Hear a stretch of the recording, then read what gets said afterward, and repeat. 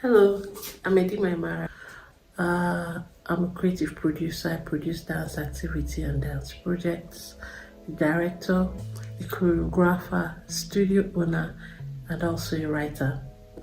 So today, this video is for parents or people who have children or young people with them who want to dance. So I say, help, my child wants to dance.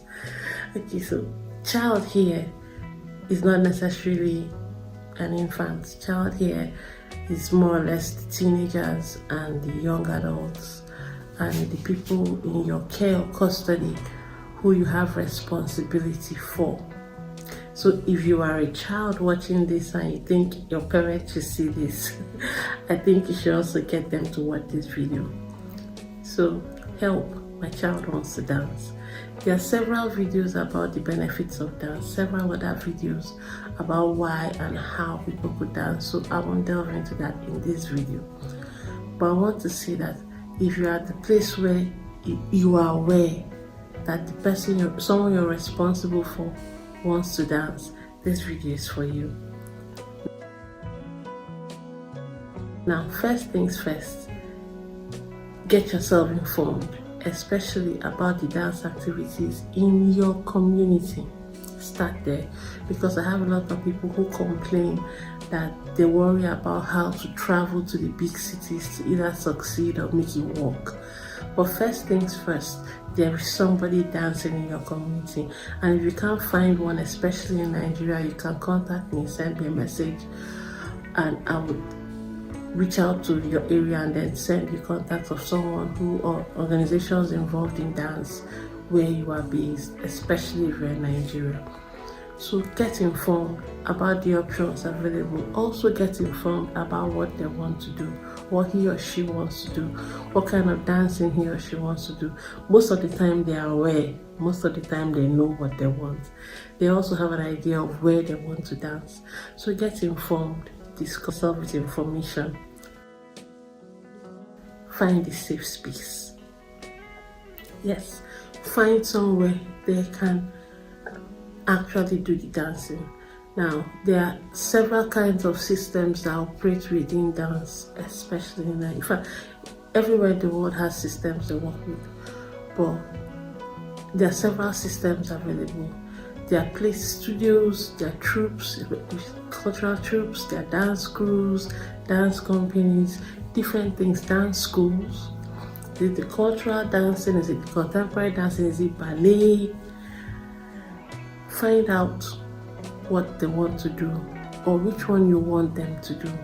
So first of all, find a safe option. Do your investigation. Find out how safe what they want to do or who they want to work with is. Find an organization. I always recommend you work with an organization, because most of the time the organizations plan long term. They are in it for a long time. They are not just doing something just to pass time when you're dealing with an organization. So get in touch with your organization, find the requirements, and like I said, there are different systems. There are a few organizations that may not involve money to get your child in, but most of them require a commitment of some sort. And the thing is, when you are the one sourcing out the organization, the leaders and people in charge are aware that that child or that ward you're putting in their care has somebody behind them. And it's sad to say, but small things like that make a difference in how people are treated. So you do the contacting. Do not send him or her to go and come back. You make the first contact, and then get contacts of the people involved, explain why you are here, introduce them, go through the necessary requirements of what is needed to be part of the organization. Monitor progress. There's a rehearsal, there's a class, there's an event, there's a photo shoot. Monitor progress. See to it that your child, your ward is committed to that which he or she has agreed to do.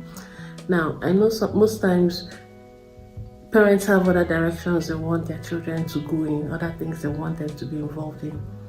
But when you do it this way, there may be two reasons why that child wants to dance. One may be out of curiosity, and the other might be real, true intent and interest. Now, if it's out of curiosity, getting involved from the beginning, they realize early whether or not it is something they want to do and move on. And you have satisfied that opportunity, and you can now walk and move on to another aspect of life. But if it's something they truly want to do, you have invested long term in that child and what that child can progress seriously in is a community kind of activity. And most dance schools, dance studios, girls organizations have programs. I always recommend that you show up, because apart from the child trying to be his best in the studio, I've noticed that, especially when I work with younger children, when they hear that there's going to be a showcase where their family members will show up, they react differently. And there's a part of the older children and young adults that reacts that way too, because especially if they come from a family that makes fun of people, so they would always try to put their best foot forward. Now, in some communities, and depending on the organization, like I said, some are expensive, some may be free, some may be just average. You have to find something that you connect with, that does what you have in mind and has the programs you have in mind. And peradventure, in the midst of all of this, something comes up that you are not comfortable with, discuss directly with the person in charge, because that way they get feedback directly, or maybe a practice they're doing that could be done differently.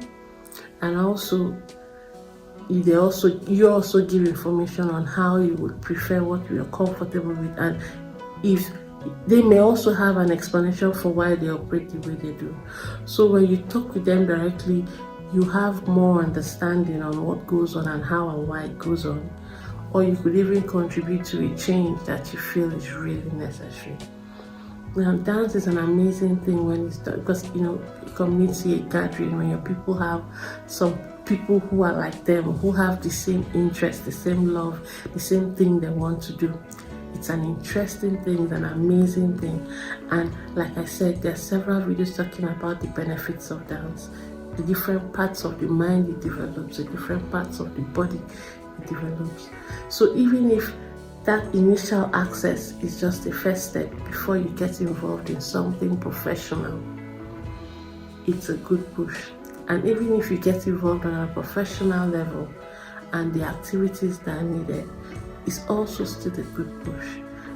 But I always recommend, when you notice, especially with the teenagers and the younger adults, that there is that interest, putting your foot down and saying, "Not in my house," 90% of the time does not work, because they always find a way to dance. And when they do, when things don't go right or don't go according to plan and there's a problem, they are stranded or probably abused or taken advantage of, because there's no one they can go back to, no one they can report to. Let's be very honest, these things happen. But when the players and people involved know about your support and your role in that endeavor, there are very few casualties. Things are handled differently. It's sad to say, but these things happen. And doing it the way I'm saying you should minimizes the chances of that ever happening. And also, it lets the child make up their mind quickly if it's something they really want to do, because the sneaking around makes it more interesting sometimes. And when they have to sneak around, they have something to prove and they may stay on it even when they really don't want to. But if you get them involved and you get involved with it as well, all cards on the table, everybody's where they need to be. You have questions, you get answers, and then everybody at the end of the day gets what they want. That'll be all.